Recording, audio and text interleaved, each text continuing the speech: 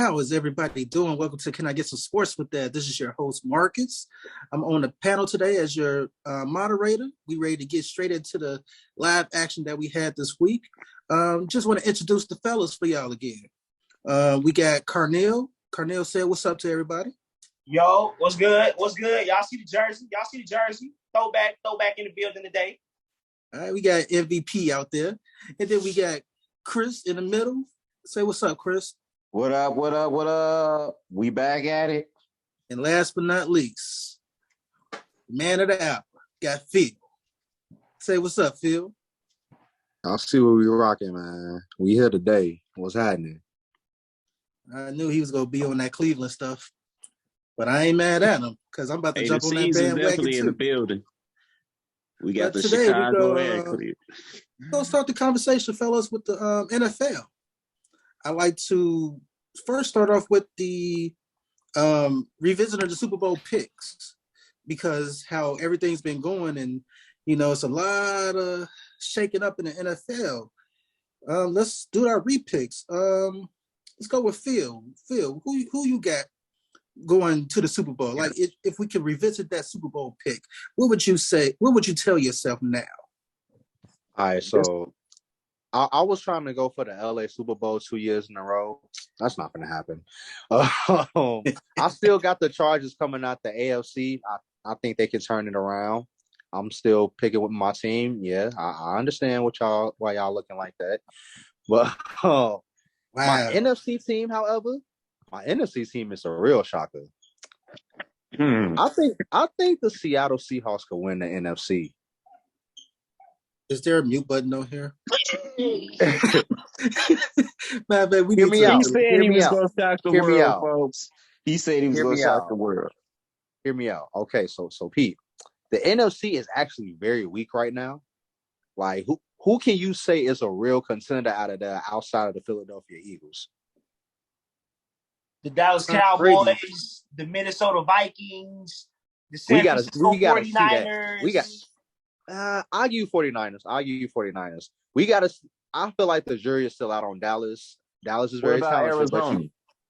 Tampa Bay. I wouldn't. Tampa Bay looking real suspect right now. When Tampa Bay looking real suspect. When he gets done with his divorce stuff, he'd be all right. I'm about to say. Y'all know that's a long process now. Y'all know it's a long process. Nope. They said it's already finalized. They said the divorce is finalized. It's official. Tampa Bay finna be right back on track. You feel me? Bring in the strippers. Okay. I understand, but still, even with that said, I still feel like the team that Seattle has right now is good enough to beat any of those guys. Can't trust the 49ers because of Jimmy G. Still got to see if Tampa Bay gonna turn things around. You never trust Dallas in the playoffs. Green Bay clearly don't look like who they are. Neither does the Rams. And the Vikings. I gotta see about the Vikings. I like them, but I gotta see about them. And like I said, Philly could get got at any moment. As good as they have looked, they could still get got at any moment. And I think the Seahawks is the team that can get them. So you telling me you got Seattle and your team, the Chargers, to go to the Super Bowl? He got the Seahawks and my Charger pick has no logic to it. That's my team. It has no logic to it. I do think they can turn it around and beat these teams in the AFC, though. I think you might be tired from work. That's what I'm thinking. Let's go with Chris.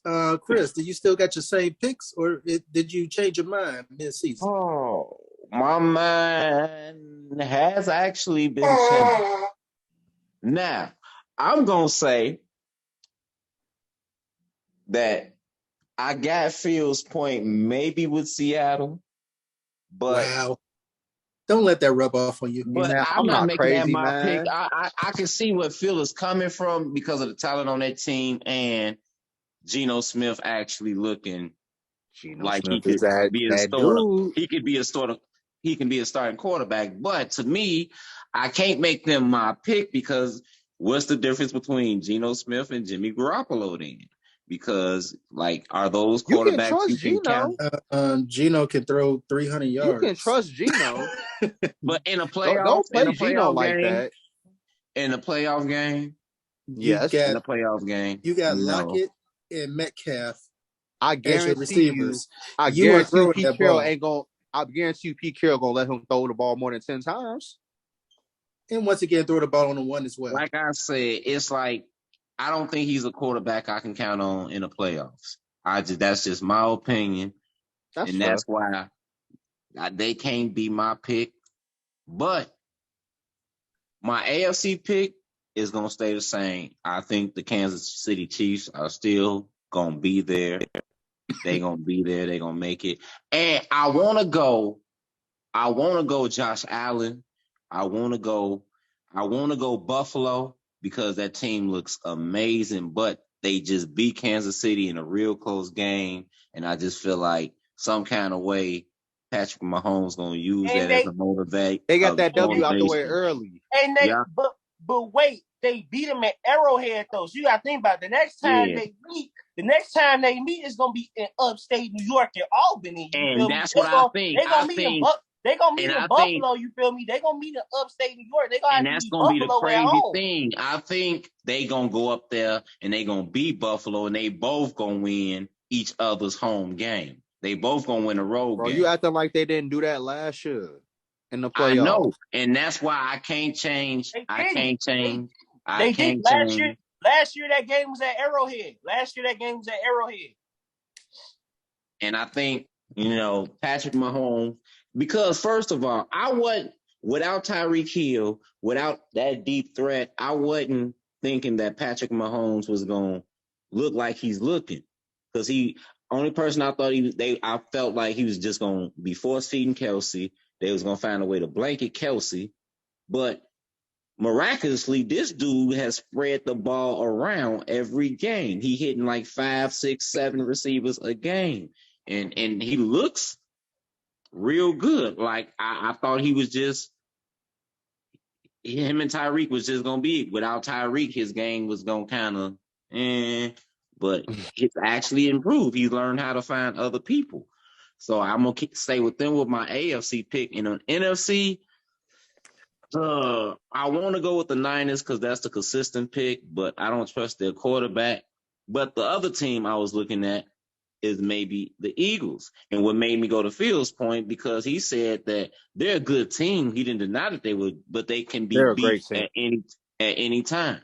You know what I'm saying? And I still think by them being young, that might be the case. But I want to say my NFC pick is a toss-up between the 49ers because they've been there, and I think their defense is legit, and their running game is still their running game, and it always gets them there. It'll just come down to their quarterback play. I want to take the Eagles. I want to take your team, but first off, when we talk about my team, you're going to put some respect on them. You're not going to call them good. They winning too much. I feel like they're going to have a Tom Brady effect. They're going if they get there, they're going to lose the big one. I feel like that effect. They're going to do what Tom Brady did, win every game possibly, and then lose the Super Bowl. You know what I'm saying? Think about it. Tom Brady did that. He's definitely trying to jinx your team right now. I know, right? That's the hate. He's trying to get over the double doink. No, I can't get over the double doink. I can't get over the double doink either. So I'm gonna go Chiefs 49ers. All right, Carneal. Oh, okay. Please, rematch. Make some sense of this, because I know your brain molecules is higher than these low IQ teammates that we have here on the panel. He just wants to disappoint you. Okay. Disappoint you. We gave them their credit. I'm about to come put some reason to all of this. Okay, please do. I'm about to put some reason to all of this.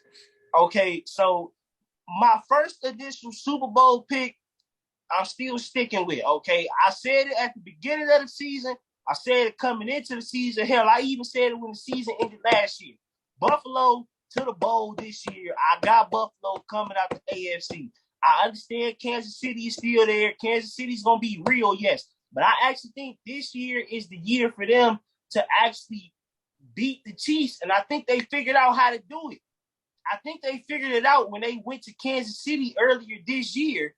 Don't get me wrong, it was a very tight game, which is what I expected. I didn't expect that game to be a shootout. I thought the score was right around what it was going to be.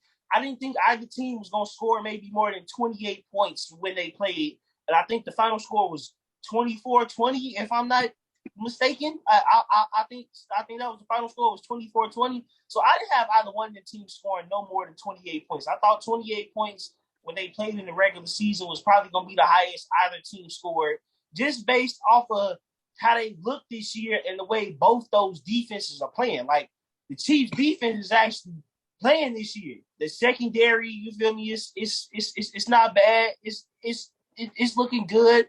You know, of course, both teams got some stuff they can work on, you know, even though it's not a whole lot.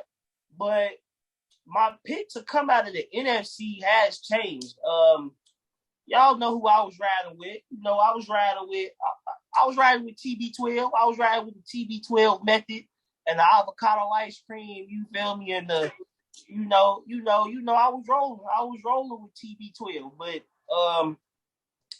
instead of avocado ice cream, you feel me, I'm gonna have to go with the team wearing the avocado color. You feel me? I'm gonna have to roll with the Philadelphia Eagles to make it out of the NFC this year.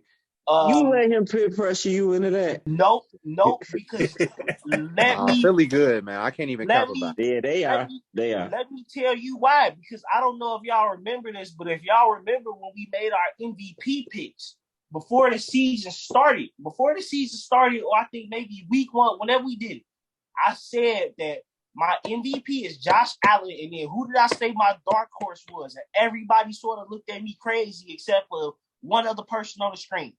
I said he was a dark horse to potentially win MVP, and now look at him. Top 3 in the MVP running, and that man's name is Jalen Hurts. I said it coming into the season, he was going to be my dark horse to win MVP. The Eagles are 7-0. They rolling, and I got them to make it out of the NFC. Now, I think it'll actually be better for their benefit. I know it might sound like I'm jinxing them, but I think it might actually be more of a detriment if they run the table versus if they take a loss. If they take at least 1 to 2 losses in the regular season before the playoffs get here, I think that'll be what they need to really understand what it's like. Do you feel me? Maybe because if don't get wrong, if you run the table, you should have all the confidence in the world. But I feel like if you know you can come back from adversity and not just like tight game, but like knowing you could lose and bounce back from that, I think that's what'll help them. Because the last thing you want to see is them, you feel me, run the table and then they get to the playoffs and it don't happen. So like I said, I got the Eagles making it out of the NFC, but I think it would almost be to their benefit if they did end up dropping a game or two this year before the playoffs. To get it out the way. And yeah. Just get it out the way. I got one pushback about your Buffalo Bills pick, and this is my thing, because apparently you only see Kansas City as a threat. Mm-hmm. That's not the case. No. I don't only see Kansas City as a threat. I know Miami is real. I know Lamar Jackson and the Ravens, you feel me? I know Lamar can make something happen, but outside of Miami and Lamar, the only other threat to the Chiefs in the AFC, the only other threat to the Bills in the AFC is the Chiefs. So, and my only other thing with that is that you think that you have the Chiefs figured out, but my thing is the Bills' strength is their quarterback. One thing that their quarterback do a lot of, besides throwing the ball greatly, is running the ball greatly. Chiefs have a top-notch run defense. That's going to stop. Right. He gonna have to figure out another way to beat them. You know what I'm saying? I just don't think that if the two of them were to meet in the AFC Championship, I just highly doubt Josh Allen gonna get him twice in 1 year. And you know what? Definitely make a valid point, Phil. I can definitely agree with everything you're saying. However, my picks that we picked in the beginning is the same that I have now, which is the Bills versus the Eagles. in the Super Bowl. You are looking so right about that. I want to say Patrick Mahomes, boy, but it's like something's in my heart is like, this is Buffalo's one and only chance to get a Super Bowl. Exactly. Like, it stands like this is the perfect moment. If they don't, and it's not like how the 90s, how they kept going to the Super Bowl and never won it. They actually going to win their first Super Bowl this year. And if they go, yeah, I think the Bills got it. I think the Bills got it if they go, even if they play the Eagles, because I think it's just going to be that much of a, like, that's going to be a very, very good, like, that's going to be the best Super Bowl probably since Patriots Eagles. I'm not going to lie to you, like, the Bills have played some good Super Bowls. I understand everything that y'all. I'm understand everything that y'all saying about the Bills. Everything y'all saying is true. I just feel like they're gonna get got somehow before they get to that point. They're gonna get got before they get to that point. And to me, it's the Von Miller effect. He brings Super Bowl championships. That that's another could be the rectifier. Yeah, and that's why I say this is their year. He's the Super Bowl after they win this one this year, they're not going to win another one because it's going to be Patrick Mahomes. Like, he going to be like he is the next Tom Brady. Some of my good just telling me they not going to get that far. They're not going to get where they need to go. Because you got to remember, I'm not saying that they can't do it. I'm just saying I think they're going to get snuffed out before they could get to that big stage. But I'm sorry, Eagles fans. I want to pick our Eagles to win the Super Bowl because we did make all the right moves, especially they're looking so good this year. Like, they look real. We gave a true receiver to Jalen Hurts. We upped our defense. Like, we are stacked. Our defensive line is awesome. Our offensive line is awesome. Like, there's really no leaks on the ship. So, however, like I said, it's something about Buffalo this year. It just don't sit right with me for them not to win the Super Bowl. But trust me, I do have the Eagles winning next year. So I do have us going to the Super Bowl this year and back to the Super Bowl next year. Why you playing, Marcus? This might be the best chance for the Eagles to win the Super Bowl. True. And the only reason why I say that is because I think defense is going to look at a lot more tape on Jalen Hurts after this year. Now, if they can do something about it, that's up to them. But, I think that's like people watching tape on Patrick Mahomes and still can't do nothing. Hey, but who a dark horse to the AFC? Right. I do got a dark horse in the AFC. Who is that? Other than Lamar. Miami not a dark horse. No. You know what? Because when Tua looked like a quarterback, they are legit. They made themselves a legit regular season team. But you can't. No, I'm saying they not a dark horse because they're a contender. They 5-0 with their quarterback. Like, you can't, even if their quarterback, he keeps getting better, bro. The speed alone is just like, it'll kill you. It'll kill you. Yeah, speed kills, though. Remember, speed kills. You got Moisture. Don't forget about him. Gesicki. If he stays healthy. Because he stays healthy. But you got 3 dudes who running like 4-2, 4-3. Like Moisture, Waddle, and Hill. It's a lot of speed, and they run a lot of short routes. Miami is definitely a contender. I don't think they can take the short ones. They can take the short ones to the house. They can take the 4-5. They're not Super Bowl contenders. They are one round goodbye team. Dang, why are you so hard on them? Yeah, because they got to show me something. They got to show me consistency. They 5-0 with their quarterback. They have been this year. They have been consistent this year. The only time they wasn't winning or wasn't consistent was when Tua went down. When Tua was healthy, they 5-0 with their quarterback. And as I say, we shall see. But we're going to move on to our next topic. Horse. I'm sorry, they're a dark horse to me. They're definitely a dark horse. I feel you. I give you that. However, If anything, Chris, your dark horse should be the other team on the other end of that spectrum, which would be the Baltimore Ravens. But we would get into that conversation another time. Let's move along to the AFC West. Now, I remember when NFL was just getting started, we like the AFC West is just gonna be so top dominant. Like, oh my God, nobody's gonna lose more than 3 games. And here we are. Tell me, what do you see wrong with the teams in the AFC West? Like, from the Raiders downfall, is it the coach or is it Derek Carr? Same thing with Denver. Is it the coach or is it Russell Wilson? Like, well, we all know it's just the coaching down there in San Diego. The players are playing great. And they got the injury bug, but they go get over that hump. In Kansas City, Mahomes, once again, has proven to us why he is the best in the game. He is throwing to a bunch of third-string receivers, if you ask me. Whoa. Boy, you being disrespectful now. You being disrespectful now.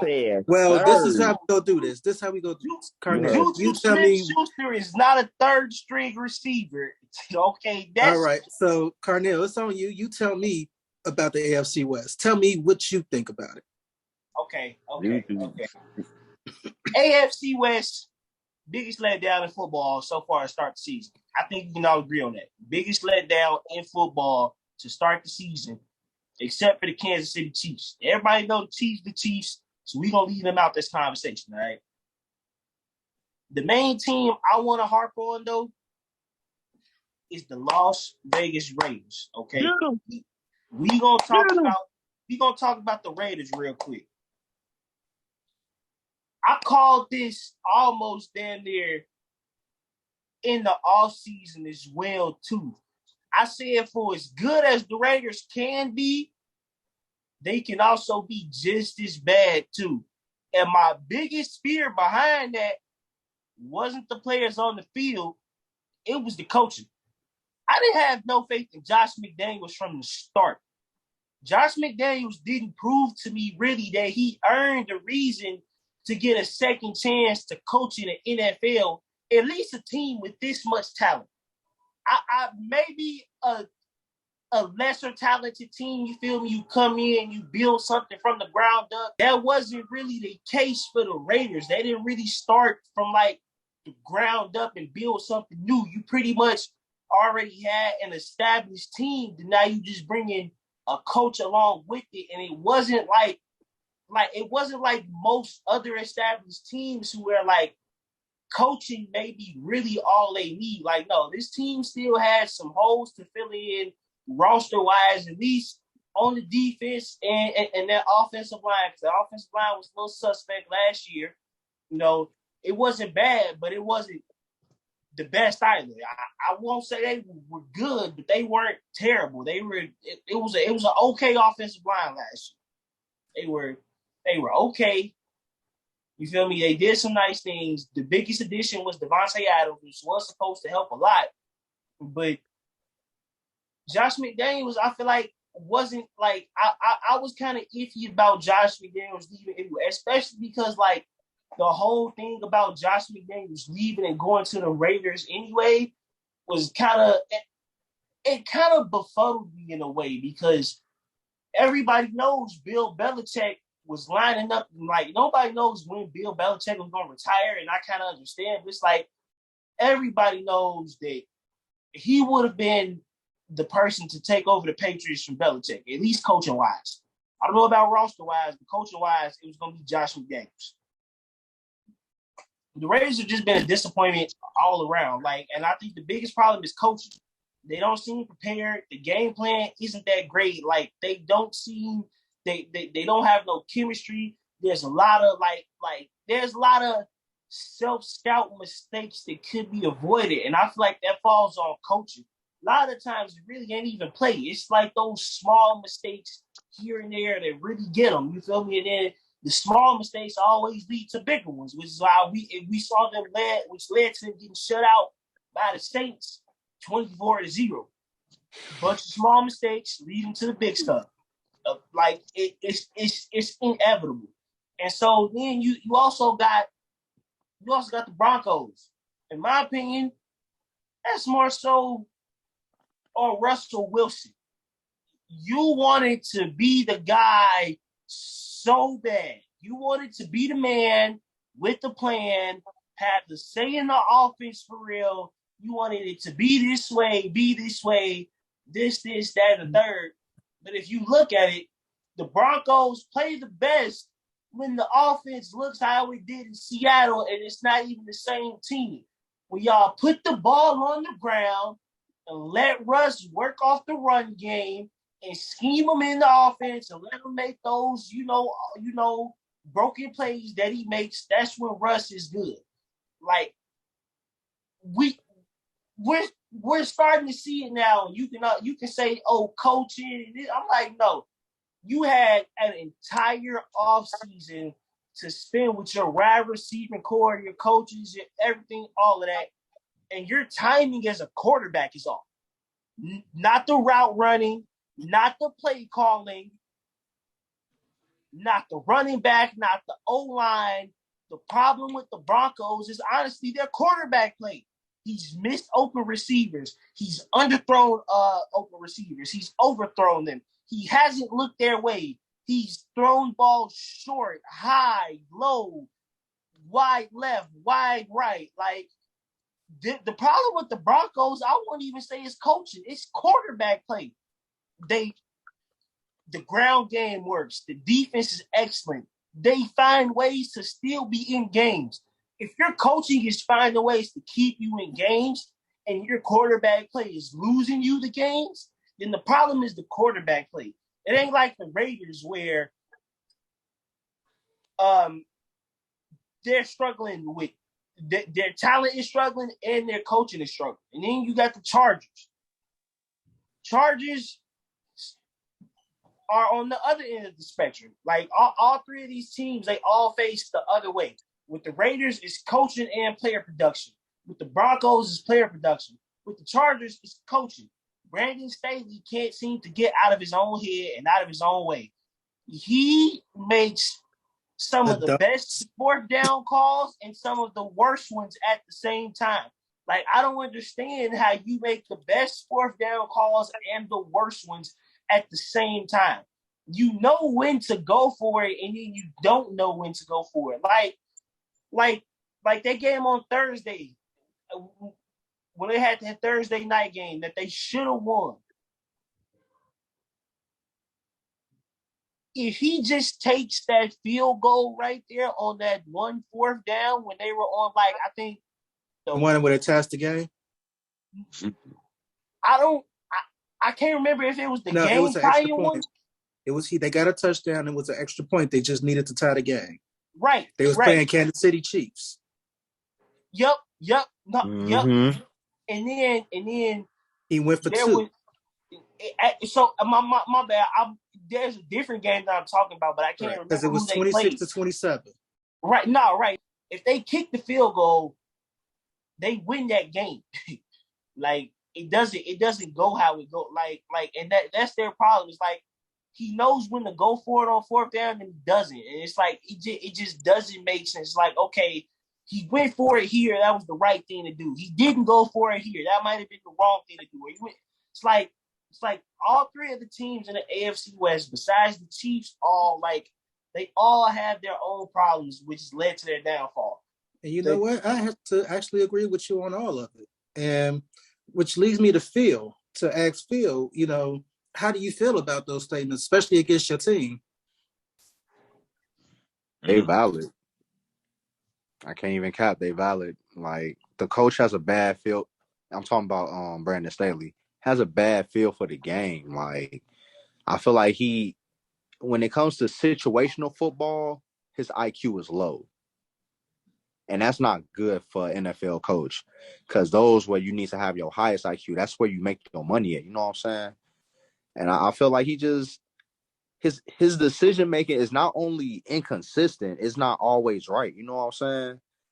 And I'm sorry, let me get back into my mode because this is my team. I just feel like Not only that, but I also feel like injuries definitely played a big factor. I'm tired of saying this, but Joey Bosa got to stay healthy, man. He has to stay healthy in order for this team to take off the way they can. Because if he stays healthy, that means Khalil Mack not getting all the attention on the pass rush. That also means that Derwin James can go ahead and make the plays that he's known for making. Like he literally makes this defense go because they look completely different without him. They look horrible without him. And I want to point somebody else out on that team. The man that they paid this offseason, all that money, Mr. J.C. Jackson. I know you're getting over this injury. I understand that you're still trying to get healthy. We 8 weeks into the NFL season, and you've been getting cooked. I'm saying you got cooked so bad. Last game they had to bench you. Yeah, they did. You do not look like the same J.C. Jackson that I think led the league in interceptions his last year in New England. Like I need that J.C. Jackson back. I've been disappointed with him in all honesty. Like our secondary was our secondary was pretty dang good last year, and I feel like with the addition of him, we've been much worse. Our defense as a whole hasn't been great, and that's mainly because of Joey Bosa, but I definitely blame J.C. Jackson as well. And the other teams, however, Denver, I'm all the way with you, Carneal. I blame Russell Wilson. Russell Wilson has not looked like Russell Wilson. At least the Russell Wilson we know. With all them weapons, with that defense still playing pretty well, they should not be where they're at right now. They have been a huge disappointment. And not only is Russ not playing well, he's talking too much. He's talking entirely too much. Like, yeah, we're going to get this W. It's all Broncos. About him. And that was the whole problem with Seattle, was all about him. But in all honesty, like, even though he ended up not being on great terms with Pete Carroll in the end, Pete Carroll created this monster. He did. True. I agree. He did, but like at the same time, real quick, I'm sorry to cut you off, but like when that article came out about when the Broncos were flying over to London and this man was on the team plane while everybody is asleep doing high knees and calisthenics in the walkway. Yeah. Man in a walkway doing high knees and calisthenics while everybody else trying to sleep. Like, if I was his teammate, bro, I probably would have fought him for that. Like, bro, if you don't go sit down. That's actually what I was finna get into next. He's not showing good leadership. He's not like that. I don't think that locker room believe in him anymore. Like, we've already seen 2 of his teammates on the sideline in live games look at him crazy. Curse him out, too. Yeah. Too. When Jerry Judy came in there and was getting all the rush. That's 3 then. That's 3. Like, three teammates. All guys that he's supposed to be giving the ball to, all on offense. They look frustrated out there. Like, they need to get it together. Nathaniel Hackett is not looking like an NFL coach. In agreement of that. But we got to give him a fair chance because Russ has looked so bad. Exactly. Like, Russ has looked like I don't think there would be as much flack on Nathaniel Hackett if Russ didn't look as bad as he. Like, don't get me wrong, Nathaniel Hackett could make some better decisions. It's like, I feel like he's been calling plays that have been getting dudes open. It's like dudes are getting open. Not executing. Dudes are getting open. The run game is low-key been working. They've been running back committee because Javonte Williams went down. It's like, it's not like, I don't think Nathaniel I think Hackett that also hurt them too. I think Javonte Williams going down hurt them. Like, Melvin Gordon is good, but them 2 together what made that run attack so fierce. It did. But Javonte Williams I think Murray is coming along though. He cool, but like, don't get me wrong. I like the combination of Williams and Gordon because they both bring a lot of the same thing. The difference with Javonte though is that he brings that power. Yeah, right. He was the clear number 1. And don't get me wrong. Like Latavius, he could bring something. He's just a big body in all honesty. Right. He don't bring no power. Okay. I feel you on that. And Phil, what you feel about the Raiders? Like, what's their deal? Man, I'm gonna be honest with y'all. I'm not shocked at what I'm seeing from the Raiders because I didn't think they were gonna.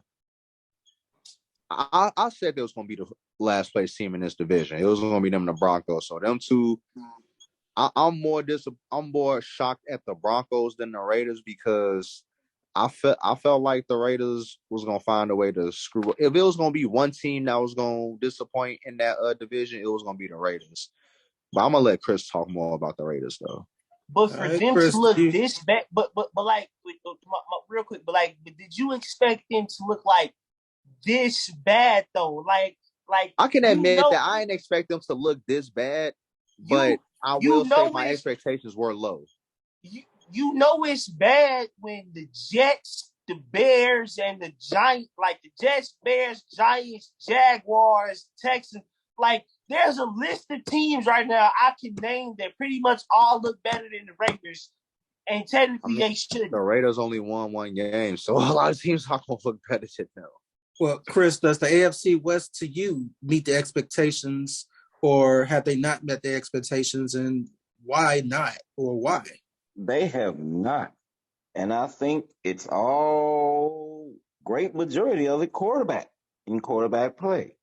Like the big hype with the Raiders was they have Derek Carr and he's getting his buddy, Devontae Adams, his college best friend. They're reuniting and they going to be explosive. They got chemistry. They did it. They ran up the college scoreboards and he got a tight end. He got a slot receiver. He got a running back. So there's a good defense. There's absolutely no excuse. And the Raiders have just put out a poor product, a horrible product. I want to say it's coaching, but I want to say it's quarterback play too, because their car ain't look like nothing. And I'm sorry, with that many weapons on a team, you can't put a zero. You can't end the game with a zero on a scoreboard. I'm sorry. Devontae Adams had one catch. That's what I'm saying. You got Devontae Adams, and all your starters played that game. That is too much talent for that team to put up a blank. I'm sorry. It's too much. You like at least three. Like you ain't gonna hold. To me, if you hold an offense like that to a blank, like you like Devontae Adams, Josh Jacobs. If I got all that talent and my team gets held to a blank, I'm firing my head coach the Hunter next day. Renfro, the tight end was Darren Waller. Like Waller didn't play. Waller didn't play. Still injured. He didn't play, but they still got a solid backup tight end. Foster Moreau ain't no scrub, bro. Foster Moreau is nice. So, and I think on another team, he might actually be lead tight end, bro. But so anyway, they're horrible. Foster Moreau is nice. It's coaching and it's their quarterback. Derek Carr is not that dude. It's time to move on. To me, it's time to move on. Time to move on for Derek. And the same thing with the Denver Broncos. They wasted a bunch of money in going to get out Russell Wilson, the goody two shoes of all quarterbacks. And he has looked. It's like whatever skills he had stayed in Seattle. They didn't travel with him. They stayed in Seattle with Geno at that. Yeah, with Geno. It's like Geno took the talents. Like Geno got the magic. Wait. Hold on real quick, though. That's a credit to Geno Smith because everybody and they mama thought Drew Lock was going to be the starting quarterback. And then Geno Smith won the starting job because even Seattle pretty much came out and said, like, yeah, we wanted Drew Lock to be the starter, but Geno won the job. But at the same time, I think Russell Wilson is really, as somebody on here said, Pete Carroll's creation. Like, Russell Wilson, I think, was, after that Super Bowl with Marshawn Lynch, he was kind of overhyped. After that, he just lost his credibility of being that dude. Like, bro, you're just going to be a numbers quarterback. You know, you're not the guy. Because you can't make your own decisions. I like a quarterback that can make my that can in a clutch make his own decisions. That's to me is what makes a quarterback great. Like he don't need the coach to call the play. He can if he don't like the play the coach is giving him, a great quarterback on like, nah, coach, we that's the Peyton Mannings, the Drew Brees. Hold on, Chris. I can't let you just like throw Russ' name like that. Like he wasn't great at all at any point in his career. The man was great. Come on now, give him some credit.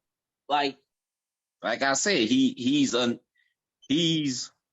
athletic Kirk Cousins. He's a numbers. Come on now, dog. He went through at least a 5-year stretch where he was a top 5 quarterback, really top 3. Come on now. Yeah, and how many championships did that produce? So?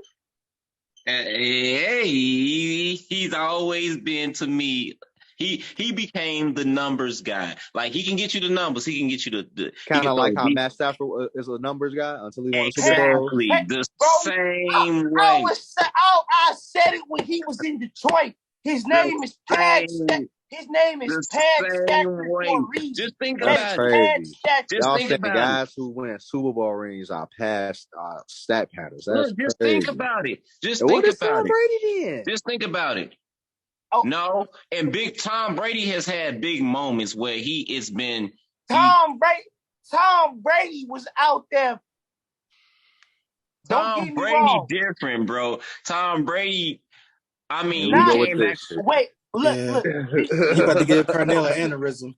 Wait. Come on, bro. I'm just saying, y'all talk about stat pattern. Tom Brady leads like the NFL in all passing categories.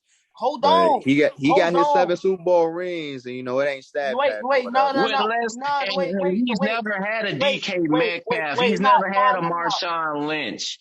He's Randy Moss. Hold on. Yeah, Deion Branch. He didn't win with Randy Moss. Hold on, real quick. He didn't win with Randy. He don't win with Randy.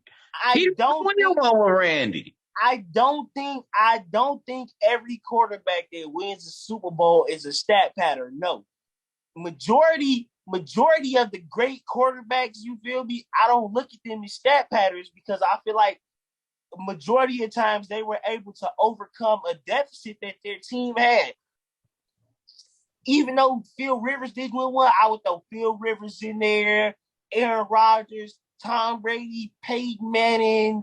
You feel me? So what you saying is that when Matt Stafford was in Detroit, he was doing nothing but getting numbers. Exactly. And then my whole thing with the Los Angeles Rams was, once again, he was what they needed to put him, he helped put them over the top, yes. But I always looked at Matthew Stafford as a quarterback you can win with, not win because of. And that is starting to get proven here once again in this second season with the Rams. He's a quarterback I'm not mistaken, you can win with. Didn't Matt Stafford have a game-winning drive in the Super Bowl? Cooper Kupp had a game-winning drive in the Super Bowl. Hey, somebody had to throw him the ball. Somebody had to throw him the ball. Somebody had to throw him the ball, didn't they? Somebody had to throw the ball in double coverage, didn't they? Hey, he was triple coverage. Wait. Somebody had to get the ball in there. Hold on. How many quarterbacks can get the ball in there?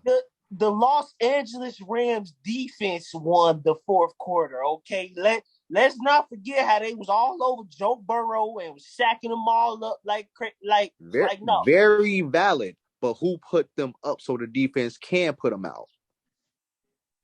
I mean, the defense is pretty much doing that themselves. The defense started stepping up. Hold on. Yeah, but they were Aaron Donald don't get that sack, Joe Burrow going down the field, fellas, let's get right back on track. We sidetracked. I'm sorry. I opened up the can of worms. I'm sorry, Russell Chris. Wilson, he's horrible now. And the Denver Broncos actually have talent enough where they should not be where they are. I'm sorry. That defense is solid. And the offense just looks atrocious. Like, in the game, it looks even worse. Like, Russ is supposed to be such an elite quarterback. How do you make a team's offense worse? I think the offense was better without him. The game planning for Denver isn't bad. Like, their schemes are nice. people get like their receivers get open. They create room to run the ball. Like they win in the trenches. The problem with the Broncos really is quarterback play. I can't put too much blame on Nathaniel Hackett. Most of that blame goes on Russell Wilson. And then with Carnell. the Chargers, Hey, and then y'all my want to thing know with the something crazy Chargers, though? Real quick, the Broncos only scored 20 points twice this year and only won one of those games, and they won it last week, like this past Sunday. yeah, that is insane.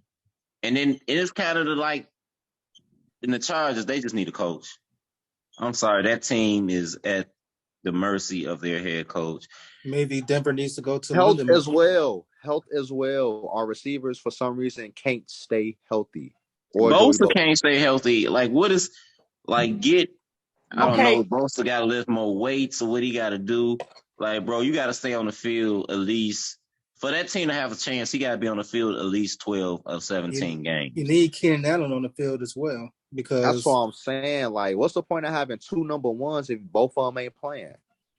Okay. At the same time. And this is what's going to lead us into our next conversation, Player of the Week. So we had a lot of big names. I want to call it the 3-touchdown league, the 3-touchdown club. So you got McCaffrey with 3 touchdowns, passing, running, and throwing. We have Henry with 219 yards with 2 touchdowns. We got Pollard with 131 yards with 3 touchdowns.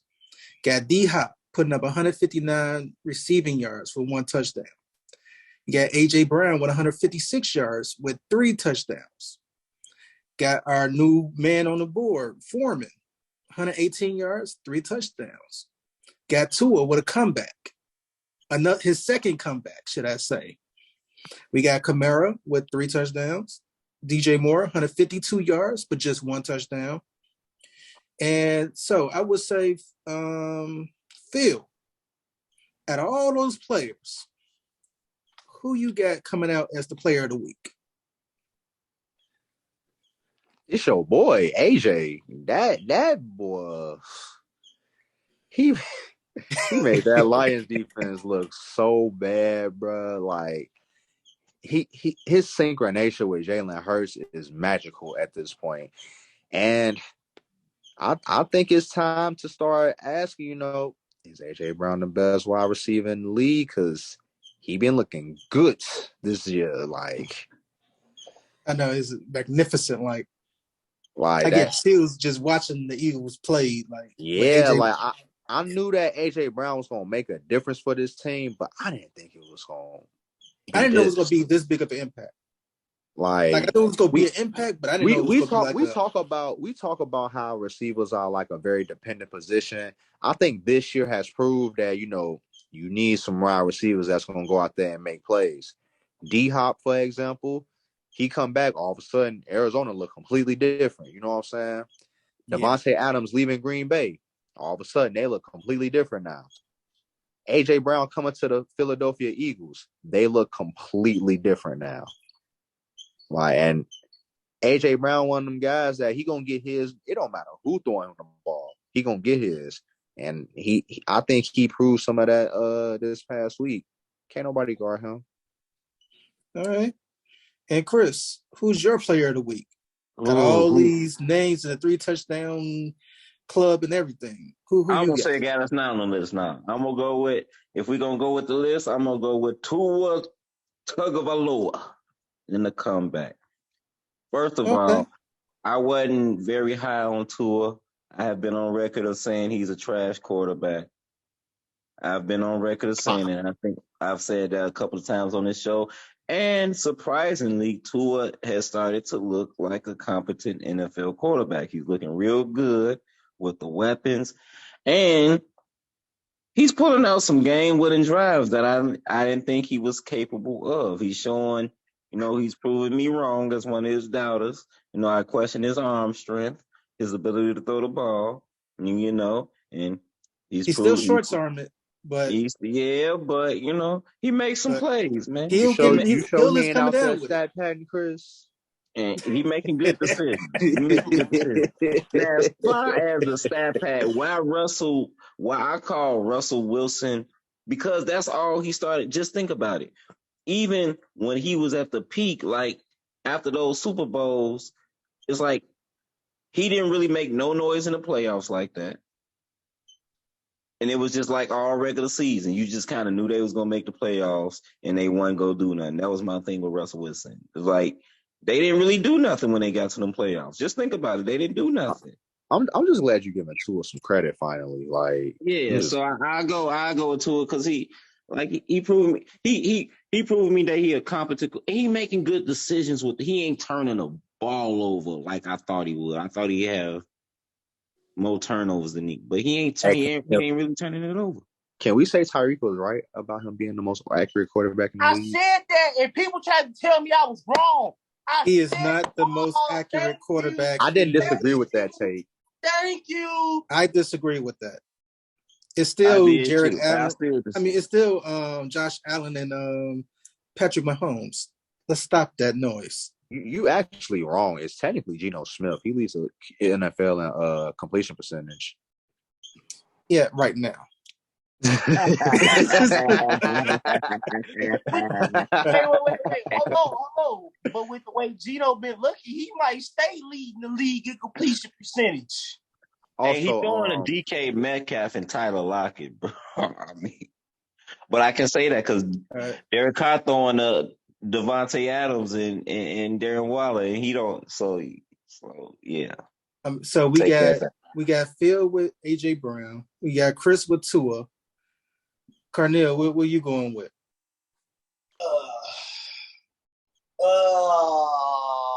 It's gonna pain me to do this,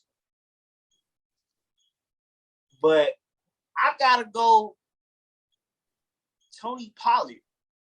Tony Pollard was my player of the week, bro. Like, don't get me wrong. I understand, like, he played the Bears, but, like, let me tell you why I feel like this was, like, a big game for Tony Pollard and why I got him as my player of the week. Like, yeah, he ran all over the Bears, but it was about the way it happened, the form and fashion that it happened, and about the fact that Tony Pollard has had this is his, I think, second 3-touchdown game in his career. If I remember hearing the commentator say it correctly, and the other person who he shares the backfield with hasn't had a 3-touchdown game yet in his career.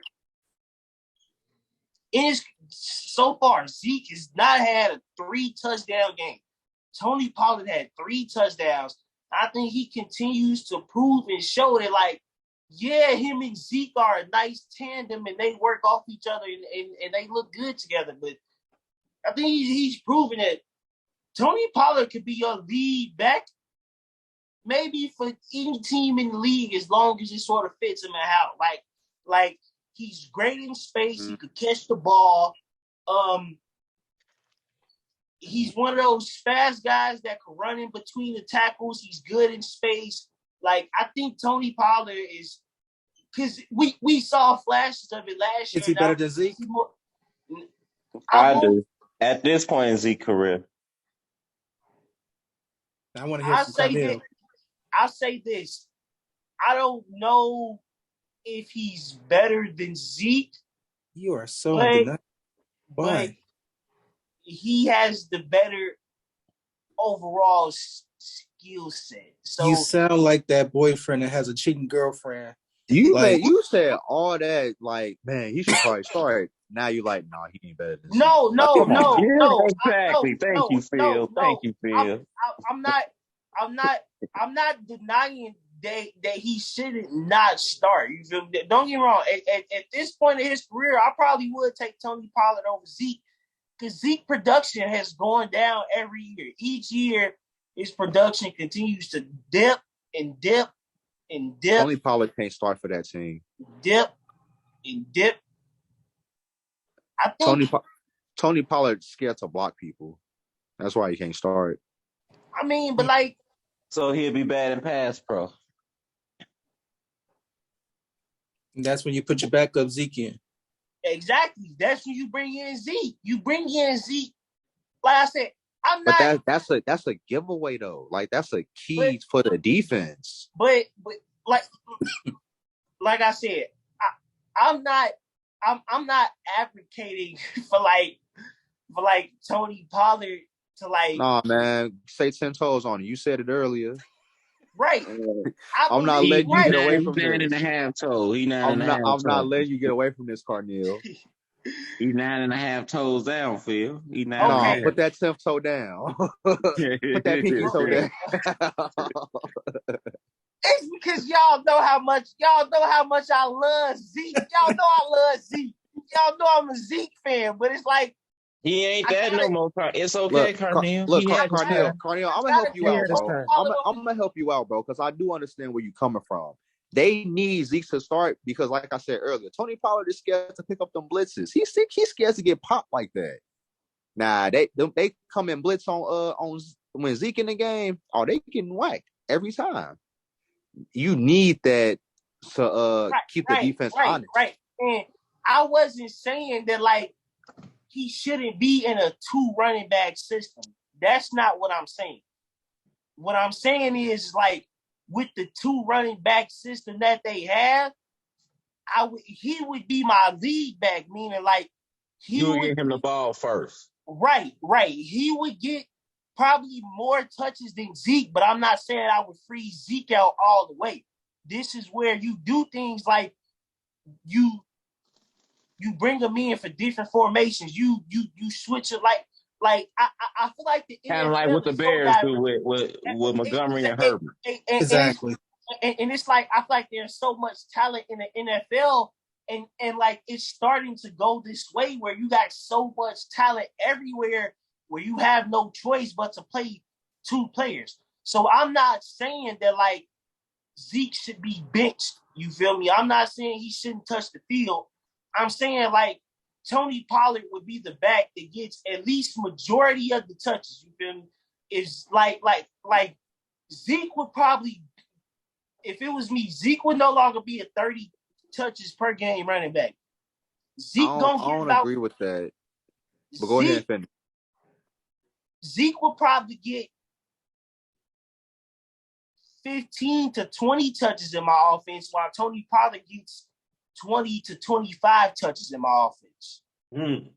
So Zeke wouldn't have majority of the workload anymore, but he would still be used in a way that keeps both running backs sufficient because I feel like Tony Pollard is better in the passing game. I feel like he's a little better in I feel like he's better in space now than Zeke was because Zeke don't have that same little bit of like burst and like explosiveness that he had in space. That like Zeke wasn't only a running back that could run through you; he could also run around you and leave you in a. He could leave dizzy and dazed. That's because he's not putting on the regular size jerseys. Right. All I gotta say, it's a great day in football when nobody picks Derrick Henry 219 yards for 2 touchdowns. The only reason you ain't pick him either, Marcus. Oh no, I'm gonna tell you who I picked in a minute. I'm gonna let Carnell finish. So I'm pretty much done, and really to bounce off of what you said, Marcus. The only reason I didn't pick Derrick Henry is because I'm sorry, like we used to it. Exactly. Quarterback threw 10 passes. Exactly. Not to say like what he did wasn't great. It's kind of like how it is when it came to Russell Westbrook and dropping triple doubles. You feel me? It's like after you see him do it for so long, you like another 200-yard game from Derrick Henry. Right. even though it's rare, even though dudes don't just get 200 a week. Right. Even though it's rare, you feel me? Dude got like the most 200-yard games what he do is Exactly. Derrick Henry having like 175 yards a game almost at least almost seemed routine. So it's like when he touching 200, you like that's just Derrick Henry and here's the crazier part. He didn't even start out like that though. Hey Carnell, here's the crazier part. It's gonna be more of these games because they just made a change at quarterback. It is. So it's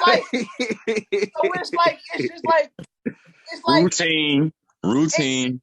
Exactly. He just got 200. He just got 200. He just got 200. It's just 200.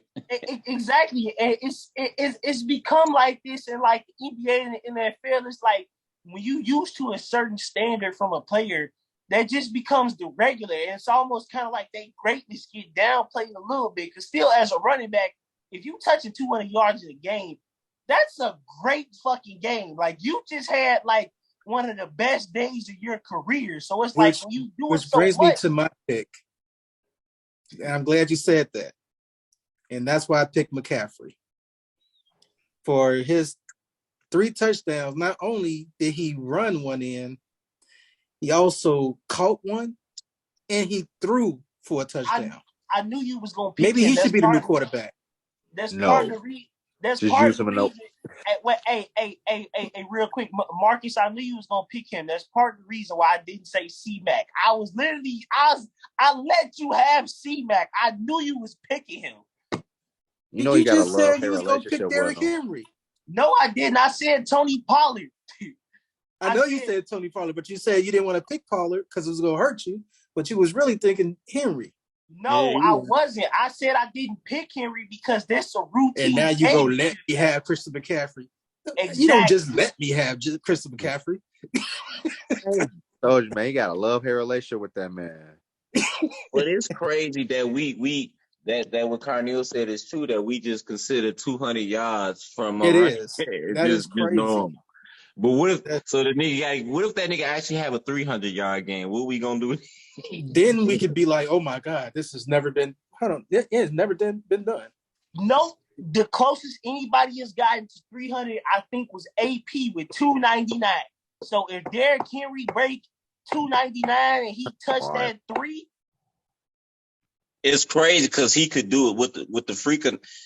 And the way he still be bullied, like, bro, if he push me, bro, I'll shoot that. I'm sorry, bro. You can't mush me like that. Nowhere, bro. You can't, bro. I'm shooting this shit.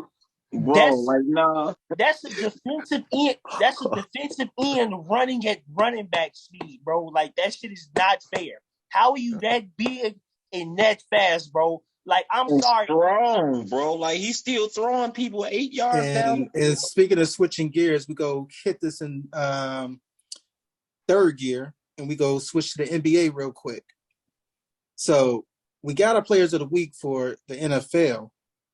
With all the NBA action that's been going on, who y'all got for the player of the week? And I'm going to go with Carneal. Oh, can we do bomb of the week?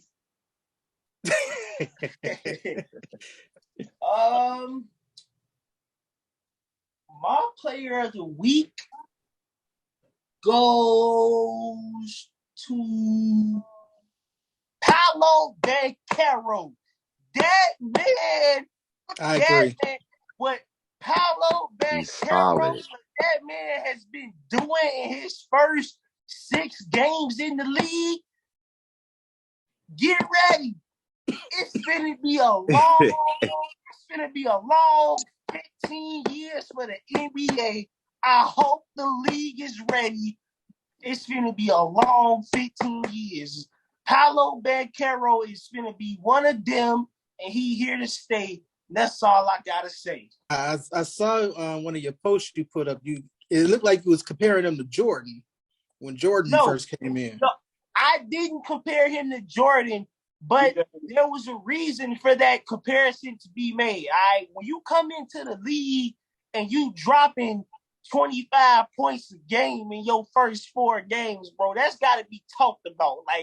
Like I'm sorry, but we ain't see Braun do that. We ain't see KD do that. We ain't see Giannis do that. We ain't see all the current greats right now. None of them did what Paolo did in his first 7 games. Okay. Phil, you got a rebuttal? All about his about his Paolo Banchero take. Right. Do you agree, or who you got as your player of the week? I'm not mad at the pick, but it's not my pick. Like, Paolo definitely been balling. He solidified all the doubts about him being the number 1 pick, because he is leading that Magic team as a rookie. And that Magic team really, I gotta say that for another day, because that Magic team is really talented, and they're gonna make some noise in the years to come. Once Everybody's talking that about team gets OKC. good, they go. Everybody's talking about OKC. Once they get their people gonna have to think about the Magic too. But my pick though, Donovan Mitchell. He averaging 32 points.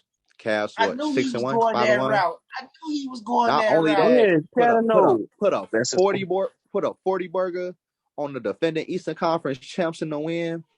Definitely Donovan Mitchell. Followed it up with a 38-point game as well. I think the 40 burger by Karis LeVert was more impressive than the one by Donovan Mitchell. That man Karis. And see, this why I got you. They both were impressive because they both did on the same team and won. Just like another pair of Cavs teammates. Yeah, Okay. we like that over here. And also, this is also without our starting point guard. You feel me? Our starting point guard ain't here, and we out here playing like this. He had 38 and 12 last game. I meant to say that as well. So he out hit the additional ball as well. He being a good distributor. He really making this team go right now in the absence of Darius Garland. So yeah, Donovan Mitchell was my pick. The boy been balling. Can't say much else about it. All right. I feel you there as well. That's a valid point. And Chris, who you got for your player of the week for basketball, NBA? as much as it pains me to say it, I'm gonna actually mirror what my man Phil just said, mainly because Donovan Mitchell has been balling, and that boy You were supposed to say Giannis. You weren't supposed to say no damn Donovan Mitchell. What the hell is wrong with but you know what? He got moved away from Cleveland has gave Donovan Mitchell his flowers and his time to shine, and he went over there and he's shining like he's supposed to, and he balling, and he made that Cleveland team more of a threat. They're a legit threat. They're a threat to my Bulls. You know what I'm saying? I don't like them necessarily being a threat to my Chicago Bulls. But threat? they are. Did we 30-piece, y'all? Wow. You woke up and chose violence today. Don't push it. Don't push it. The man been hooping, and Zach LaVine wasn't playing. And Zach he LaVine giving me definitely wins. played that game. Unfortunately, he giving me wins in fantasy basketball. All the points he's been putting up in fantasy have been lovely, and I'm doing quite lovely in fantasy. So, yeah. Well, Phil, you're giving me Black Air Force One vibes. It's cool. It's cool. I want him to enjoy this because last year when the Bulls were smacking up Cleveland, we rubbed it all in his face. You feel me? So it's only right. We 3-1 against y'all this year. And you know what? And they actually doing it without a super team. You really think y'all gonna be 3-1 against us? I truly believe we're better than y'all. Y'all be doing the most whenever the Bulls get good. Y'all was saying the Bulls gonna make the finals last. You forgetting? I didn't say Bulls NBA finals. I was trolling, but I didn't mean that for real. Everybody know that. When I came on at the end of that one episode, trolling. That's like, but anyway. Are you serious though? You got Cleveland being better than the Bulls. Like, come on now. You forget. How are we not better? The Bulls not even fully healthy yet. We still missing out. Hold on. Who y'all best player? Our best player? Debo. Yeah, who y'all best player? Debo. Donovan Mitchell better than him. Who y'all second best player? Oh, stop that. Stop that. Donovan Mitchell is better than No, he's not. No, he's not. He's better. He's better. Our second best player is Zach LaVine. Darius Garland on his level already. No, he's not. No, he's I'm not going to do this. I'm not going to do this with you, Phil. How many All-Star teams has Zach LaVine made? 2. 4. I think 2. He made 2. Darius Garland for the match him this year. Zach LaVine. Zach LaVine's going to the All-Star game too. This year, though. You said what?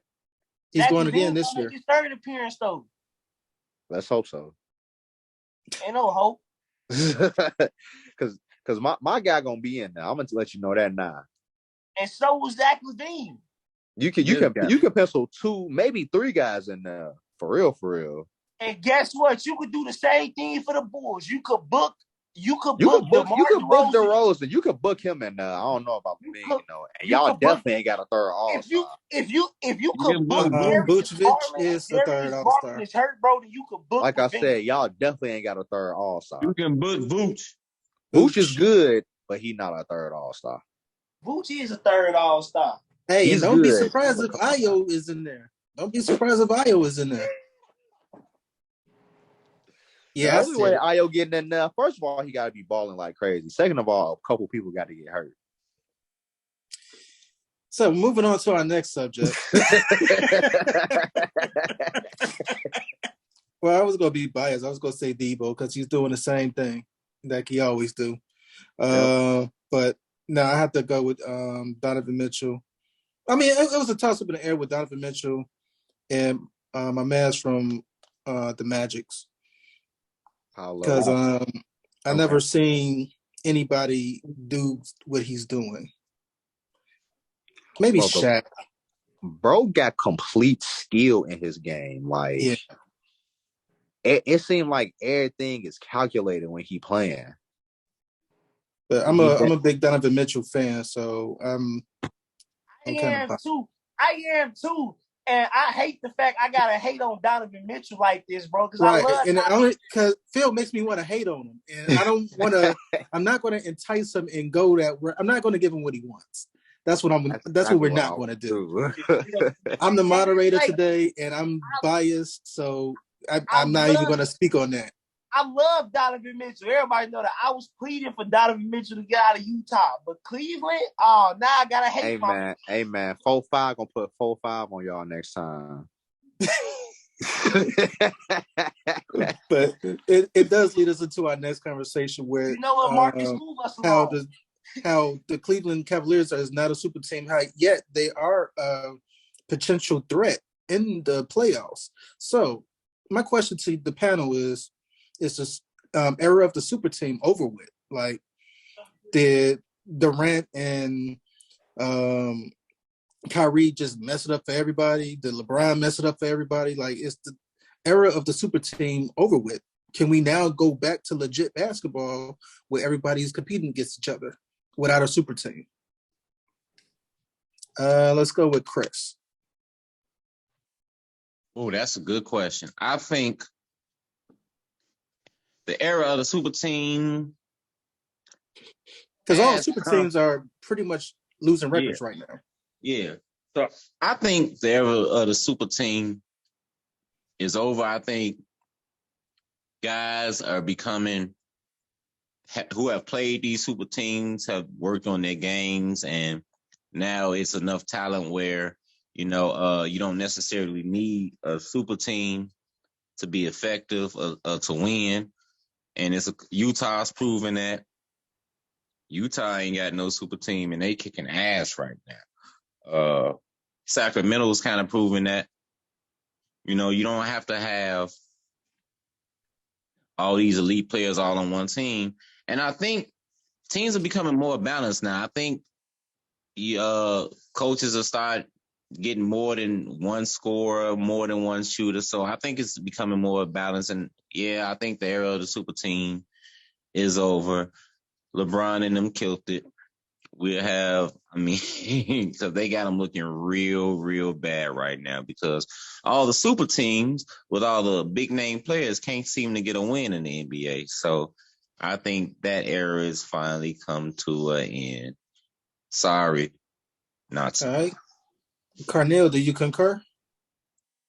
I do, but I'm gonna take y'all back real quick on a little trip back to 2019. Let me tell y'all the man and the team that ended the era of super teams.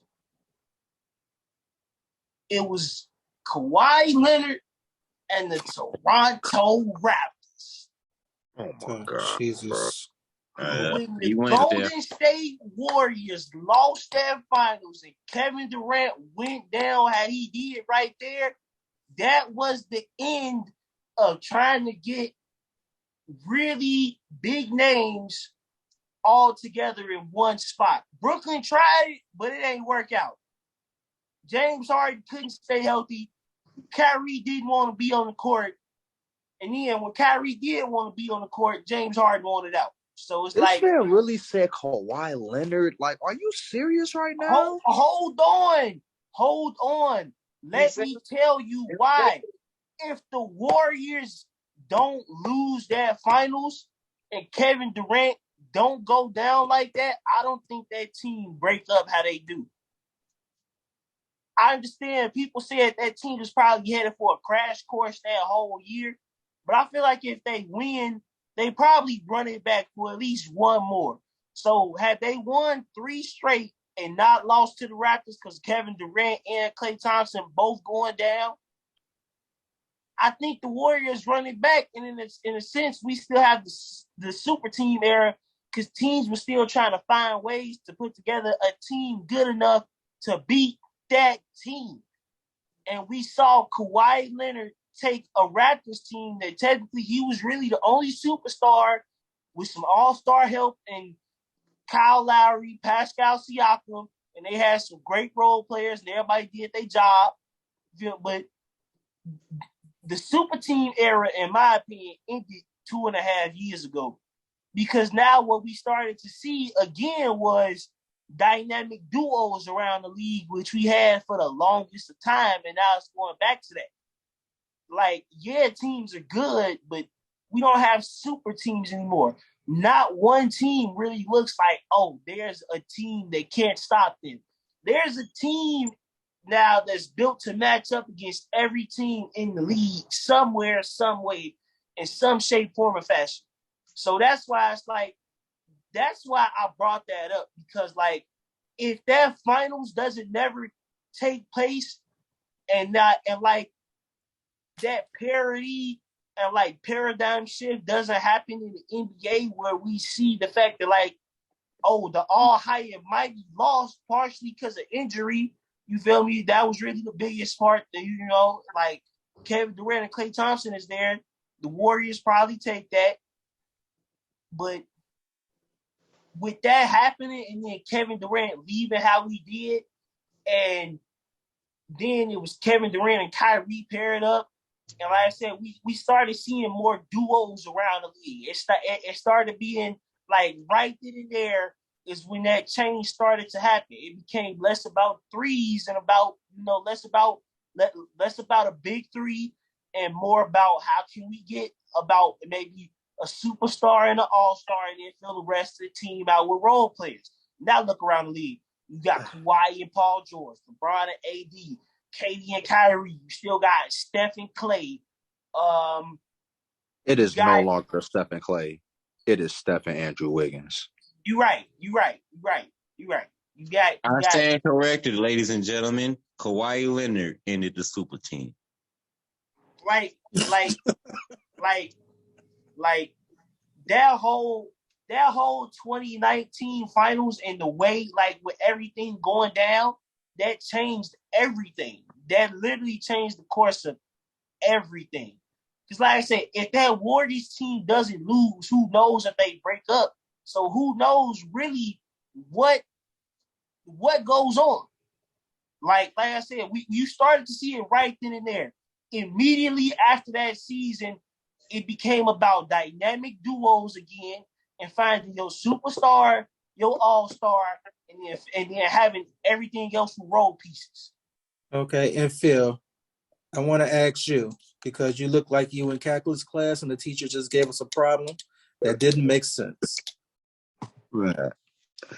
All right, so I'm going to actually stay in the same time that Carneal was talking about, 2019. Different personnel. It's Kevin Durant and the Golden State Warriors who ended the super team era. It's the Golden State Warriors because they literally built that team up from scratch. They actually won before they acquired Kevin Durant, and they won after they acquired Kevin Durant. They got the blueprint. Steph Curry, Clay, and all them, and Draymond, they showed them the blueprint that they could win like this without having to make a big old super team. they had to get KD because they weren't beating Bron and Kyrie again and Kevin Love. They weren't going to do that again with the team that they had presently constructed. So they had to get KD. But with that said, in that 2019 finals, I understand that Kawhi had a legendary playoff run, like probably one of the 3 greatest playoff runs we've ever seen. But the Warriors still could have very well won that series without Kevin Durant. And that probably would have ended that would have ended the super team era right then. Because I felt like despite everything that has happened, the Warriors still had their same main guys in the finals getting ready to win pretty much. Because I feel like if Clay went down, if Clay didn't get hurt, they would have won. If Clay didn't go down, they probably had a good chance of winning. And this comes from somebody who picked Toronto to win that series. You know what I'm saying? So I personally feel like it didn't have much to do with Kawhi because Toronto pretty much did the same thing Golden State did. They had a really good team and dropped in a superstar. The only difference was that Toronto didn't have any superstars on their team beforehand. They just had a bunch of really good players. That's the reason I had mentioned that 2019 Raptors team, because I get what you mean by like it was the Warriors in a sense, because in a sense it was. But the reason I say that Raptors team is because of like how it happened. Like they literally swapped out their all-star for superstar, and they had their superstar talent along with the all-star Pascal, and then they had a bunch of role players. You feel me? They everybody else is able to fill that role, and I think that team more so became the blueprint for what we're starting to see now. Not to say that the Warriors weren't. Who using the Toronto Raptors blueprint besides the Toronto Raptors? The Los Angeles Clippers used it by stealing the same player. We saw the Phoenix Suns just do it. That's cap. Not only did they go and get Kawhi Leonard, they also got Paul George. Right. No, what I'm saying is, no, you moved 2 big time players over there to that team, not 1. That's a big difference. Okay. Who was bigger than 1? Who was definitely bigger than 1? Well, especially the way y'all be hyping up Paul George like he a superstar. Because Paul George. Who was y'all? I'm talking to Carneal. I'm sorry. I'm talking directly to Carneal about that. That's because he know Paul George and my boy. Playoff P. I'm saying you add 2 superstars instead of 1. Ain't that a significant difference? Clippers didn't use the Raptors motto, but go ahead. I said we just saw Phoenix do it with Chris Paul. They went and got Chris Paul, dropped Chris Paul in there. You seen what happened? Lost. I mean, I feel you. I understand that they lost, but like, still, we just and guess who they lost to? They lost to a team that built their team up through the draft, just like who did. And now we watching your team do it. We just watched your team just go and do it. Follow the same, do the same thing that kind of dropping Donovan Mitchell in there. Exactly, because all of these teams, they all had to. The reason why I mention them is because they all made a trade for their superstar. I'm not talking about the teams that signed it through free agency. I'm literally talking about the teams that went out and are like making these trades now. Like Kevin Durant, he went to Golden State, free will. LeBron James went to Miami, LA, Cleveland, free will. But Mitchell wasn't a free will. Exactly. Kawhi Leonard technically wasn't a free will trade to the Raptors. He wanted out of he wanted out of San Antonio, yes, but he didn't necessarily want to be with the Raptors. That's valid. I'll give you that. So it's hard trading a superstar though. That's what I mean by like that 2019 Raptors team. We're seeing more teams sort of do that. we're starting to see more teams now go back to, you feel me, not being scared to sort of take that risk and make a trade for a superstar, especially if they feel like, especially if they don't necessarily want to be there, just for the case of winning the championship. Right. And speaking of the teams with the superstars and turning the things around, is the Lakers and the Nets ever go turn things around with their superstar teams that they have? Or where should they go from here? Is it time to get rid of some people already, trade, make some changes, send somebody on the bench?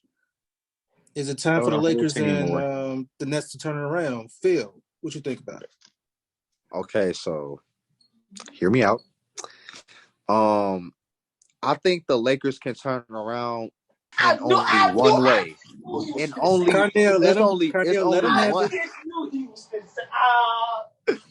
it's only one way the Lakers can turn this around, and that's if they get shooting. It's the only way they turn this around is they get some shooting. They don't get no shooting, this is gonna be ugly. That's all I got to say about the Lakers. Because if you surround some shooting around them, I think they can make some noise because they playing good defense and they still got LeBron James. But who knows if they're going to get that shooting. The Nets, on the other hand, I still believe can turn around as well. And here's why. Their shooters aren't healthy. Like, Seth still got to come back. I think he makes a huge impact on the team. But you got Big Ben Simmons playing. I'm about to get to that too because Joe Harris, another big-time shooter, he just came back. Got to get in playing shape. And Ben Simmons, his health. He got to get together. He ain't played ball in like 2 years, so he's got to get his legs under him, in my opinion, and get the demons out of his head, which I think will be much better, much easier to get rid of the more games you play. Now, will they make the turnaround? I got more faith in the Nets making the turnaround than the Lakers, in all honesty. But I do see ways that they could turn this season around. We're only 8 games in. Absolutely right. Chris, do you concur? Kind of. Now, I don't concur with the Lakers being able to turn it around, but I know the reason Phil feels the way he feels because they have a certain guy who used to have a headline that's going, going to all them championships. I promise you, if you would have went ball, they would have been cold this year. But the only I just don't feel. Yeah, I don't feel the Lakers are going to be able to make the turnaround, and here's my reasons why. Patrick Beverley does make you better defensively, but I still don't trust that familiar guy, street clothes. I feel at some point, street clothes is going to be wearing street clothes. It ain't going to be no shooting, and LeBron going to be stuck with Westbrook and Patrick Beverley, and you're going to see LeBron doing his patented turn his heads, that little turn his head move, trying to get points, and he airballing threes right now. So without shooting, and I don't think they're gonna make a move for shooting. So I think it's over and done for the Lakers right now because I don't see them making. Are you sure? Because they just won the championship the other day. You didn't see them celebrating, popping bottles. Oh my God! Please don't remind me of that. They just won the championship. Yes. And you know what? I feel like. But what I don't understand about the Lakers is this isn't. It's like, but we've known since last year that LeBron needs to be surrounded by shooters. Like y'all don't have shooting, and then you go out in the offseason and you acquire Patrick Beverley. I get it, you get him from defenses, but you didn't even help the hole in your team with the shooting. You didn't get not one. It would have been better if they would have got some shooters in addition to trading for Patrick Beverley. And then you get rid of Horton Tucker. I felt like Didn't they get rid of Horton Tucker? Yeah, I was about to say I really felt like that price was kind of steep, but Patrick Beverley was definitely necessary for this team. Okay, so you think he was necessary, but I just feel like they should have gotten more shooting with that trade, though, in my opinion. And that was my thing. They could have got more shooting out the trade, but they did. So I didn't even understand when shooting has always been a weakness. And I would every time I think was Bogdanovich still on the team? Did they trade him or did he sign with Detroit? He in Detroit. He in Detroit. I think No, I'm they saying, did he traded sign him with them or he got traded over there? I think he signed with them. I think he was a free agent. Okay. I was about to say, I definitely would have like tried to work him in that deal. Yeah, like every time LeBron has won, he's had shoot. He had Chalmers, he's had J.R. Smith, he had Mike Allen. Every time he's won, Kevin Love. He don't win without shooting. Man, and the Lakers, special. It's like the Lakers just refuse to surround him with shooting. They refuse to surround him with. They just refuse. Bro, I'm gonna be honest with you, Chris. This is just something I've been thinking about. I truly feel like the Lakers are trying to make LeBron look bad. And because I feel like they're trying to make him look bad because you know how everybody say LeBron the GM, he the one to run the team, all this other stuff. Part of me felt like they doing some of this crap out of spite. You know what I'm saying? But half that roster got like clutch sports athletes though. They got LeBron. Look, we're not gonna talk about clutch sports. We not at the same time. But why would they? Sports, you feel me? Okay, why would they bring LeBron in to do him in though? What purpose would they have to bring him in and do him in? It's Caldwell Pope signed with clutch sports. They ain't keep him. Some people just can't play with sports, but some people just can't play with LeBron. I.e., for example, Westbrook. He's not a good fit with LeBron. But we knew that from. Well, I knew that from jump. I'm like, he can't shoot. To me, remember I said they both got the same kind of game. They both he can shoot. He just can't shoot for the Lakers. That boy can't shoot. He can't shoot. That boy has never been able to shoot. He had a mid. His mid range is like he's airballing mid range jumpers now. I've never seen. That's what happens when you play with LeBron. The ball. Russ used to be a great ball. He can't even hold the ball no more. The way he just loses is crazy. You can't have three great players playing with LeBron. Somebody got to take a back seat like Chris Bosh did. You can't do it. Kevin Love had to take a back seat. You're only going to have two star players with LeBron. That's LeBron and somebody else. You're not going to have another player with it. Never going to happen. But what you think about the Nets? Can the Nets turn it around? As far, I don't know, because it all depends on if Kyrie gonna stay committed to basketball, because he might find a cause in the middle of the season that he want to take a vacation for. He trying to get that money. He trying to get that bag. Hey man, Kyrie not on that this year. He's not on that. But the media is messing with Kyrie right now. Yeah, so I would say the Nets have a better chance than the Lakers of turning it around, because they actually have, as Phil alluded to, they have shooting, and their superstars can actually shoot the basketball. Unlike the Lakers, who,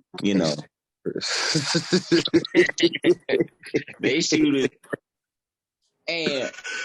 And I'm sorry for LeBron being the greatest player, bro. Like we gotta but and it was crazy about LeBron, where he'll have these streaks where he can shoot, but then I don't know why I can't say consistent, because LeBron can get that one spell where all of a sudden LeBron hitting a step back three, he got his little look to the side. LeBron can get as hot as anybody not named Stephen Clay. But I don't understand. He stopped doing this move, because I was watching the video. LeBron got a one move where he come down, he dribble, he look to the side. He always hit that he stopped doing it. With that, hey, he needs to keep doing that, bro. That's an unguardable move. He said it's unguardable. That's It's the only unguardable time because you you're sitting there notice. looking Every at it time like, did he really LeBron just bust do that, that? cause he drop it. Every time LeBron do the little, he hit every time. He's Look, never he look you in your missed. soul and be like, pop. And it's like it looked like a simple move. It looked like you could just take the ball from him, but he be killing the lead. Just look to the side and why he stopped doing it? Because if he just looked to the side, he gonna hit the like. I don't know what it is about the look to the side. It just turned him into. Because It's players because he stopped don't be falling thinking for about it. it. Because players stopped falling for it. That's why they had enough tape, nigga. It was enough film on that shit, bro. You can't keep doing that shit, bro. He was lighting them up with that move, bro. I was dying. And not even a hater, bro. Just look to the side And real he had a quick. good 2-year stretch where he was killing everybody with that. I No, I'm sorry, not 2 years. understand, No, because bro. it happened when he was in Cleveland too. He was doing that in Cleveland, like the second time around. He was killing people with. He went like a good 5-year stretch of doing that.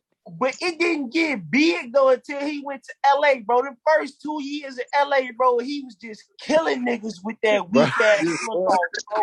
He would dribble down the court looking to his like the nigga dribbling down the floor, not even looking at y'all, bro. And then y'all like. But and the crazy part is they still be closing out, and he just wow. But that's because the niggas already spent majority of their time backpedaling. That shit was like a step back. They spent so much time backpedaling, you didn't have enough time to close out an effective jumper. They all jumping from 20 feet away trying to contest this. What you mean? This was in a half court. He wasn't just doing it on a fast break. And they were still backpedaling, bro. They would backpedal to the rim because they thought he was going to attack the lane. Bro, they didn't made that move illegal. That's why he hates it. Hey, it's the only time he hit a jumper. It's the only I'm time gonna ask Carnell for his closing argument.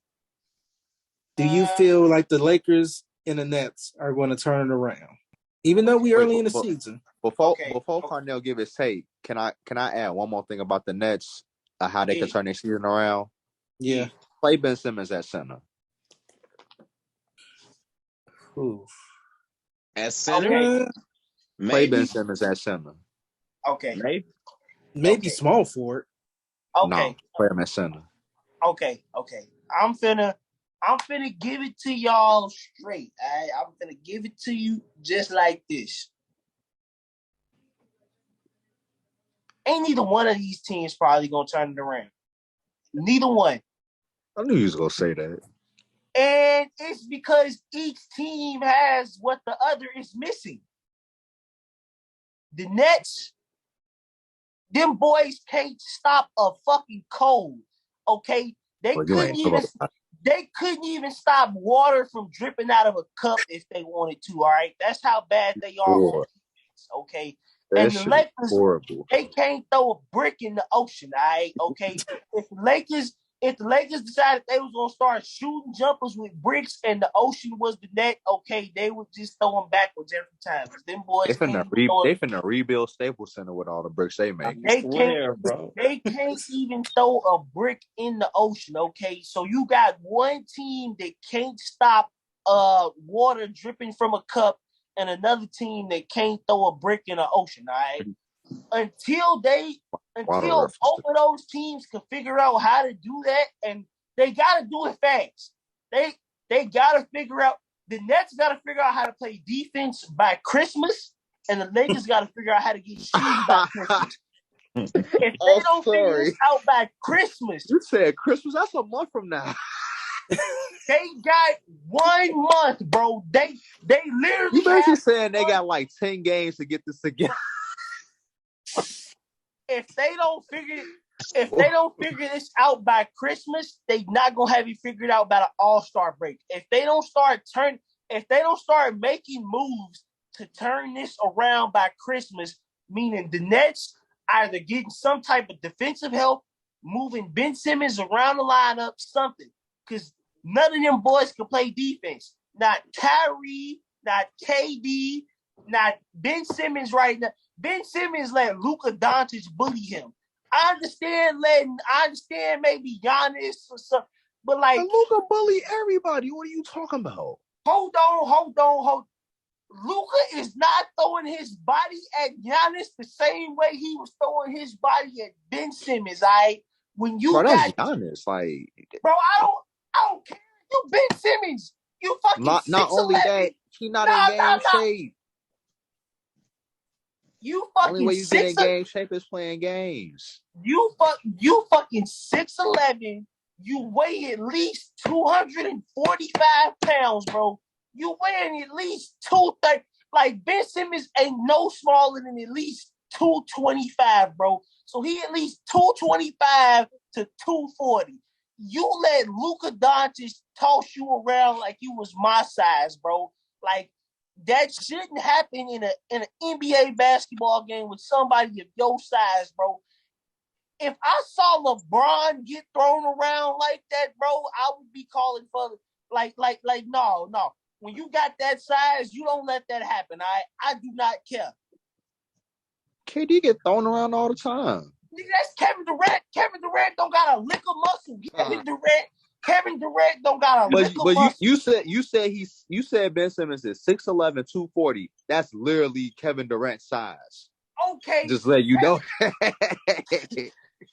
It's literally Kevin Durant's size. Okay. Kevin Durant is built like a fucking twig. We not talking about being built like, you feel me, being built like a twig. We talking about players that got muscle on them. We talking about the Giannis's, the LeBrons. And you talking about Ben Simmons shouldn't be getting tossed. He got tossed around by Giannis. That's Giannis. I'm talking about Luka. It's Luka. Luka Doncic. It's Luka, big dude. He's saying Luka too little to be doing that. Luka is 6'8", 250. How is he too little? I love Luka. No, you capping right now. You are really capping, Carneal. No. I understand being able to cause some mismatches with your size and do shit. He was throwing Ben Simmons around as if it was Giannis. And what I'm trying to tell you is Luka is one of them people. It don't matter who it is. He gonna toss you around. The only person he probably won't be able to toss around is Giannis. That's just because Giannis is just a completely different beast, okay?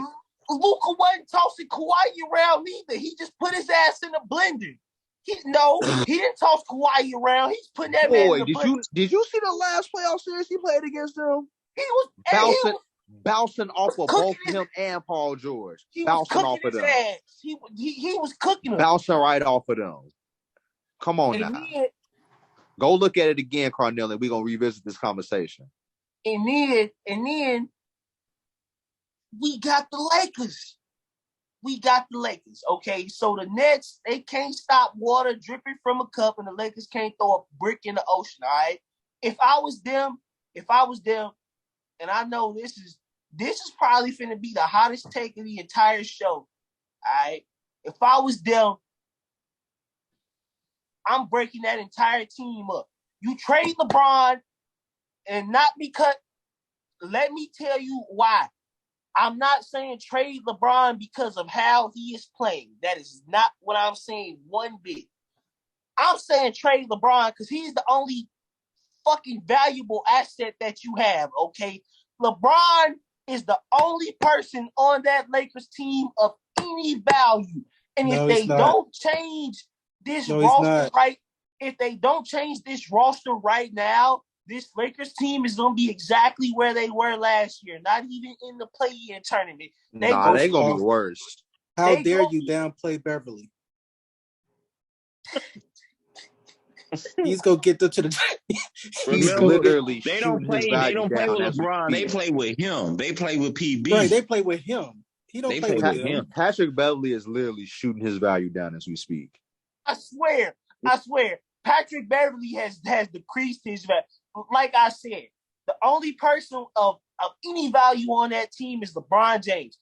Teams don't want to trade for Anthony Davis because he can't stay hurt. Nobody wants Russell Westbrook's contract at all. Teams are literally... I'm gonna take it a step further, Carneal. I'm gonna trade LeBron, and I'm getting straight draft picks. I don't even want nobody back. That's exactly where I was going with this. That's where I was going Give me your first round picks for the next 10 years. That's exactly where I was going with this, bro. Man, he said 10 years worth of picks. You trade LeBron. you can't trade picks in consecutive years, so you're only gonna get like half. Only gonna get like 5 of them. Right. So this is what you do. You trade LeBron. You get them draft picks. All right. Everybody else on that team, you just let the contract expire. All right. You don't worry about trying to find them new trade destinations or trade partners. None of that. No, I think you should still find a sucker for AD. Oh, okay. AD. Somebody gonna bite on that. Okay. AD, yeah, but the rest of them, before he go in street clothes, you let them contracts expire. You get draft picks, and you start the process from ground zero again. All right. Okay, this is what I'm doing if I'm the Lakers. I don't have a future, all right? I don't got no future. This team ain't going nowhere. And you trade LeBron, you get draft picks. You trade AD, you get some draft picks. You let them contracts expire, and you just start building again for the next 15 years down the road, all right? Because y'all window of win now. LeBron got y'all the bubble championship, all right? Y'all got y'all title. AD got them the bubble championship. The asterisk chip. Y'all not finna get no more titles crazy. besides that. Yeah, like that. They not finna get no more titles besides that one. There's about 17 other teams in the NBA better than them. Like, who would have thought you could pick like almost the other half of the entire NBA to be better than a LeBron James team? Any team with LeBron on it, you expect them to be top 5 every year. This is a bottom 5 team in the entire NBA, not just the West, the entire NBA. They are a bottom 5 team. So they was literally the last team to get their first victory. You just erase this entire team. You trade LeBron, you trade AD, you let them contracts expire, and you go from there. The Nets can figure it out, but they better figure it out by January 1st. If the Nets don't got to figure it out by January 1st, come February 12th, that team going to look a lot different. They going to trade a lot of them pieces up out of there. Steve Nash might be going too. But that's who's going to go is Steve Nash. They ain't finna trade them pieces. If you ask me, though, ain't neither one of these teams realistically finna figure this out by no later than probably February 12th, all right? So, and it's going to be too late by then. So, you ask me if I'm the Lakers, I scrap everything. And if I'm the Nets, I maybe try and do something. But other than that, ain't neither one of these two teams finna turn it around. They both 1-5 to start the season, and it's only going to stay the same. All right, sports fans, that's how you say it with your chest. So that's going to conclude our Can I Get Some Sports With That segment. Great show, fellas. I want to tell the people watching, please subscribe, like, share, and comment. Let us know what's your take on what we talked about today in general. So therefore we can communicate with you and, see how y'all feel about certain situations and certain things that's going on in these sports. I'd like to thank Phil, Chris, Neil. Neil, you might need you a blunt or a cigarette after we done. That boy stressed, boy. And hey, Lakers, Nets, y'all heard what he said. You got to Christmas. So no buying presents until we get turned around. But that's all I got to say. And we'll see y'all next show.